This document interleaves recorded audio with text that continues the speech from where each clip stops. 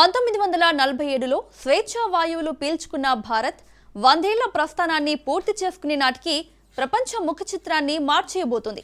నిన్న మొన్నటి వరకు పేద దేశంగా ముద్రపడిన భారత్ నేడు జర్మనీ, జపాన్ వంటి దిగ్గజాలను వెనక్కి నెట్టి ప్రపంచ ఆర్థిక సామ్రాజ్యంలో అగ్రస్థానాన్ని కైవసం చేసుకునే దిశగా అడుగులు వేస్తుంది.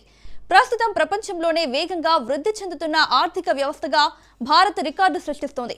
ప్రపంచంలోనే 3వ అతిపెద్ద ఆర్థిక వ్యవస్థగా అవతరించడానికి భారత్ సిద్ధమైంది. చైనా విస్తరణవాదం, అమెరికా ఆధిపత్య పోకడ్ల మధ్య భారత్ ఒక నైతిక అగ్రరాజ్యంగా ఎదుగుతోంది.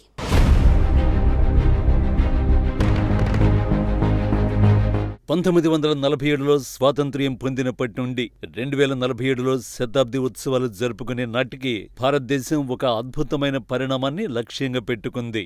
భారతదేశం తన శతాబ్ది స్వాతంత్ర్య వేడుకలు జరుపుకునే 2047 నాటికి కేవలం ఒక అభివృద్ధి చెందిన దేశంగానే కాకుండా ప్రపంచానికి మార్గనిర్దేశం చేసే విశ్వ గురువుగా ఎదగాలని సంకల్పించింది. ప్రాచీన కాలంలో భారత్ విద్య, విజ్ఞానం, ఆధ్యాత్మికత, సంస్కృతిలో ప్రపంచానికి దిక్సూచిగా ఉండేది. ఇప్పుడు మళ్లీ అదే వైభవాన్ని సాధించడమే ఈ లక్ష్యం. ఇది కేవలం ఆర్థిక శక్తి గురించి మాత్రమే కాదు, నైతిక, సాంస్కృతిక నాయకత్వంపై భారత్ దృష్టి పెట్టింది. 1947లో స్వేచ్ఛ కోసం పోరాడిన భారత్ 2047 నాటికి సమర్థత, అభివృద్ధిలో ప్రపంచానికి ఆదర్శంగా నిలవడమే లక్ష్యంగా పెట్టుకుంది. భారత్ అమెరికా, చైనాలను దాటి అగ్రగామిగా ఎదగడం అనేది కేవలం ఒక నినాదం కాదు, అది ఒక పక్కా ప్రణాళిక. ప్రస్తుత గణాంకాలు, భౌగోళిక రాజకీయాలు, సాంకేతిక వృద్ధిని పరిశీలిస్తే భారత్ ఏ విధంగా ఈ రెండు దేశాలను అధిగమించబోతోంది? చైనా 1949లో రిపబ్లిక్ గా ఏర్పడినప్పటి నుంచి పారిశ్రామికంగా, ఆర్థికంగా భారత్ కంటే వేగంగా దూసుకుపోయింది. కానీ ప్రస్తుతం ప్రపంచ దేశాల దృష్టి భారత్ వైపు మళ్లింది. చైనాకు దీటుగా భారత్ ఎదుగుతోంది. రాబోయే 25 ఏళ్లలో చైనాను భారత్ మించిపోతుంది. చైనా ఎదుర్కొంటున్న అతిపెద్ద సమస్య వృద్ధాప్యం. వారి వన్ చైల్డ్ పాలసీ వల్ల ప్రస్తుతం అక్కడ యువత తగ్గి ముసలివారు పెరుగుతున్నారు. దీనివల్ల వారి ఉత్పాదకత తగ్గుతోంది. భారతదేశం ప్రపంచంలోనే అత్యంత యువ దేశం. మన సగటు వయసు 28 ఏళ్లు. 2047 నాటి కూడా భారత్ వద్దే ప్రపంచంలోనే అతిపెద్ద శ్రామిక శక్తి ఉంటుంది. ఇది ఆర్థిక వృద్ధికి ఇంధనంలా పనిచేస్తుంది. ప్రపంచ దేశాలు ఇప్పుడు చైనాపై ఆధారపడటం తగ్గించాలనుకుంటున్నాయి. గత కొన్నేళ్లుగా చైనా ఆర్థిక వృద్ధి రేటు 4-5% పడిపోగా భారత్ స్థిరంగా 6-7% వృద్ధిని నమోదు చేస్తోంది. జర్మనీని ఇప్పటికే దాటేస్తున్న భారత్ 2030 నాటికి జపాన్ కూడా వెనక్కి నెట్టి 3వ స్థానానికి చేరనుంది. చైనా భారీగా ఖర్చు పెట్టిన భారత్ చాలా తక్కువ ఖర్చుతో అద్భుతాలు చేస్తోంది. చంద్రయాన్ 3 విజయం ద్వారా దక్షిణ ధ్రువంపై అడుగుపెట్టిన మొదటి దేశంగా భారత్ నిలిచింది.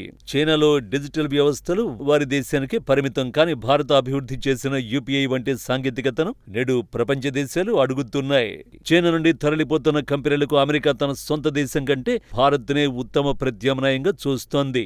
యాపిల్ తన తయారీని భారత్కు మార్చడం ఒక గొప్ప ఉదాహరణగా నిలుస్తోంది. చిప్ తయారీలో అమెరికా ఆధిపత్యాన్ని సవాల్ చేస్తూ భారత్ భారీ ఎత్తున పెట్టుబడులు పెడుతోంది. అమెరికాకు చెందిన నాసా అత్యంత శక్తివంతమైనది. అయినప్పటికీ భారత్కు చెందిన ఇస్రో అతి తక్కువ ఖర్చుతో ప్రయోగాలు చేస్తూ ప్రపంచాన్ని ఆశ్చర్యపరుస్తోంది. చంద్రుని దక్షిణ ధ్రువంపై దిగిన మొదటి దేశంగా భారత్ చరిత్ర సృష్టించింది. సొంతంగా స్పేస్ స్టేషన్ నిర్మించుకునే దిశగా భారత్ అడుగులేస్తోంది. ఇది అమెరికా అంతరిక్షాధిపత్యానికి గట్టి పోటీనిస్తుంది. యూరోపియన్ దేశాలతో భారత్ కుదుర్చుకుంటున్న ఒప్పందాలు, ముఖ్యంగా ఇటీవల కుదిరిన ఒప్పందంపై ప్రపంచవ్యాప్తంగా ప్రశంసలు కురుస్తున్నాయి. దశాబ్దాలుగా పెండింగ్లో ఉన్న చర్చలను ఫలప్రదం చేస్తూ భారత్ తన దౌత్య ఆర్థిక చాకచక్యాన్ని చాటుకుంది. స్విట్జర్లాండ్, నార్వే, ఐస్లాండ్ మరియు లిస్టెన్స్టైన్ వంటి ధనిక యూరోపియన్ దేశాలతో భారత్ కుదుర్చుకున్న ఈ ఒప్పందం ఒక సంచలనంగా మారనుంది. వచ్చే 15 ఏళ్లలో భారత్లో $100 బిలియన్ పెట్టుబడులు పెట్టేలా 10 లక్షల ఉద్యోగాల కల్పనే లక్ష్యంగా ఈ ఒప్పందం కుదిరింది.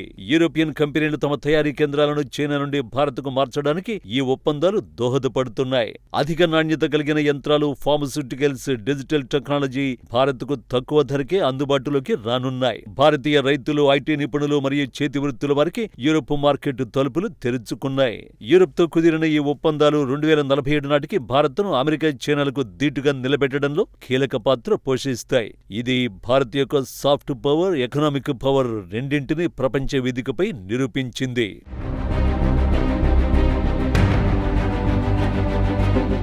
అమెరికా డాలర్తో పోలిస్తే రూపాయి అంతర్జాతీయకరణ అనేది 2047 నాటికి భారత్ సాధించాలనుకుంటున్న అతి పెద్ద లక్ష్యాలలో ఒకటి. డాలర్ ఆధిపత్యాన్ని సవాల్ చేస్తూ రూపాయిని ప్రపంచ కరెన్సీగా మార్చడానికి భారత్ అడుగులేస్తోంది. గతంలో విదేశాలతో వ్యాపారం చేయాలంటే డాలర్లే వాడాల్సి వచ్చేది. కానీ ఇప్పుడు భారత్ నేరుగా రూపాయిలో చెల్లింపులు చేసేలా ఒప్పందాలు చేసుకుంటోంది. రష్యా, యుఏఈ, శ్రీలంకతో సహా దాదాపు 20కి పైగా దేశాలు రూపాయిల్లోనే వ్యాపారం చేయడానికి అంగీకరించాయి. ఇటీవల యుఏఈ నుండి భారత్ కొన్న ముడి చమురుకు రూపాయిల్లోనే చెల్లింపులు చేయడం ఒక చారిత్రాత్మక విజయంగా చెప్పొచ్చు. రూపాయి బలానికి మన డిజిటల్ సాంకేతికత తోడవుతోంది. Singapore, UAE, France, Sri Lanka, Mauritius వంటి దేశాల్లో మన యూపీఐ పనిచేస్తోంది. దీనివల్ల భారతీయులు విదేశాలకు వెళ్లినప్పుడు డాలర్లపై ఆధారపడాల్సిన అవసరం లేకుండా నేరుగా రూపాయిల్లోనే క్యూఆర్ కోడ్ స్కాన్ చేసి చెల్లింపులు చేయొచ్చు. ఆర్బీఐ ప్రవేశపెట్టిన డిజిటల్ రూపాయి ద్వారా అంతర్జాతీయ చెల్లింపులు మరింత వేగంగా, సురక్షితంగా మారుతున్నాయి. ఇది భవిష్యత్తులో స్విఫ్ట్ వంటి వ్యవస్థలకు ప్రత్యామ్నాయంగా మారి డాలర్ అవసరాన్ని తగ్గిస్తుంది. 2047 నాటికి భారత్ కేవలం ఆర్థిక శక్తిగానే కాకుండా సైనిక ఆయుధ సంపత్తిలో అమెరికా, చైనాలను మించిపోయే గ్లోబల్ డిఫెన్స్ సూపర్ పవర్ కావాలని లక్ష్యంగా పెట్టుకుంది. ఒకప్పుడు ప్రపంచంలోనే అత్యధికంగా ఆయుధాలను దిగుమతి చేసుకునే భారత్ ఇప్పుడు ప్రపంచానికి ఆయుధాలను అమ్మే స్థాయికి చేరుతోంది. ఇప్పుడు ఆత్మనిర్భర్ భారత్ మంత్రంతో అగ్రరాజ్యాలకు పోటీనిస్తోంది. బ్రహ్మోస్ క్షిపణులు, తేజస్ యుద్ధ విమానాలు, ఐఎన్ఎస్ విక్రాంత్ వంటి స్వదేశీ యుద్ధ నౌకలతో భారత్ తన సైనిక పటిమను పెంచుకుంది. 2047 నాటికి ప్రపంచంలోని టాప్ 5 ఆయుధ ఎగుమతిదారులలో ఒకటిగా నిలవడమే లక్ష్యంగా భారత్ పనిచేస్తోంది. అమెరికా, చైనాల్ని దాటాలంటే కేవలం సంప్రదాయ ఆయుధాలు సరిపోవు. అందుకే భారత్ భవిష్యత్ సాంకేతికతపై దృష్టి సారించింది. ధ్వని కంటే 5 రెట్ల వేగంతో ప్రయాణించే క్షిపణుల తయారీలో భారత్, అమెరికా, చైనాలతో పోటీ పడుతోంది. యుద్ధ రంగంలో ఏఐ వినియోగంలో భారత్ అగ్రరాజ్యాలకు దీటుగా పరిశోధనలు చేస్తోంది. అంతరిక్షంలో ఉపగ్రహాలను కూల్చివేసే మిషన్ శక్తి ద్వారా భారత్ తన సత్తాను ఇప్పటికే నిరూపించింది. ఐఎన్ఎస్ విక్రాంత్ తర్వాత మరిన్ని భారీ యుద్ధ నౌకలను నిర్మించి హిందూ మహాసముద్రంలో చైనా ప్రాబల్యాన్ని అడ్డుకోవడమే లక్ష్యంగా పెట్టుకుంది. యుద్ధం చేయడం మన ఉద్దేశం కాదు, కానీ శాంతిని కాపాడాలంటే యుద్ధానికి సిద్ధంగా ఉండాలి అనే సిద్ధాంతంతో భారత్ ముందుకు సాగుతోంది. 2047 నాటికి భారత రక్షణ వ్యవస్థను చూసి ప్రపంచం గర్వపడటమే కాదు, భయపడే స్థాయికి చేరుకుంటుంది.